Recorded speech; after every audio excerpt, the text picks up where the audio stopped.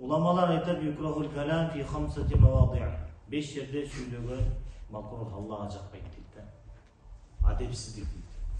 Аябай жаман нерсе. Ушу 5 жерге барганда сүйлөгө унчукпай отуруу керек.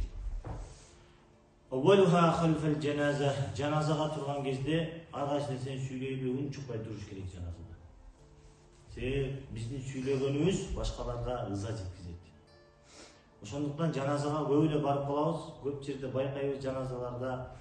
Биякта жаназа болуп атат, биякта жаназага таркип болуп атат, жаназага даярдык болуп атат.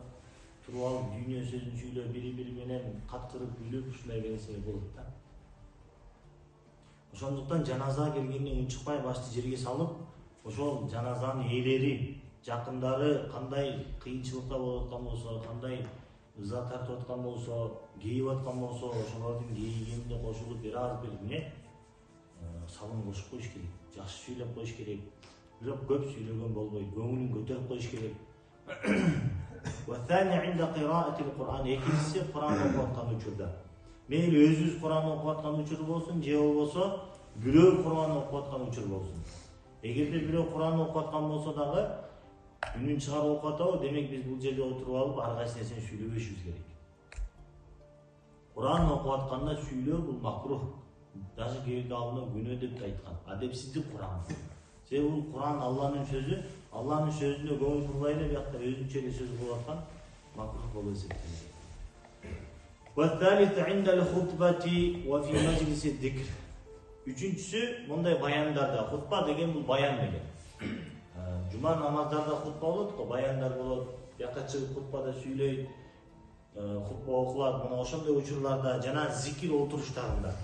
Зикир отуруш болуп аткан учурда деле сүйлөбөш керек. Бул макрух болуп эсептелет. Зикирде отуруп алып сүйлөшүү Аллага болгон адепсиздик. Алланын зикирине болгон адепсиздик. Мындай отуруштарда, баяндарга барганда унчукпай угуу бул эң жакшы коот Аллага жаккан адеттер. Вараbi'u fil khala. Төртүнчүсү ажатканада. Ажатканада сүйлөгөн болбойт. Душта да сүйлөгөн болбойт. Эгерде адам жылаңач болгон болсо, ошол жуунунун адеттерине келет. Адам жылаңач болуп жуунуп аткан учурда сүйлөсө, бул зыян дейт өзүнө. Макрух болуп эсептелет. Wal khamis fi hal al-jima'. Бешинчиси, эркек киши өзүнүн аялы менен кошулуп аткан учурда сүйлөгөн бул макрух болуп эсептелет.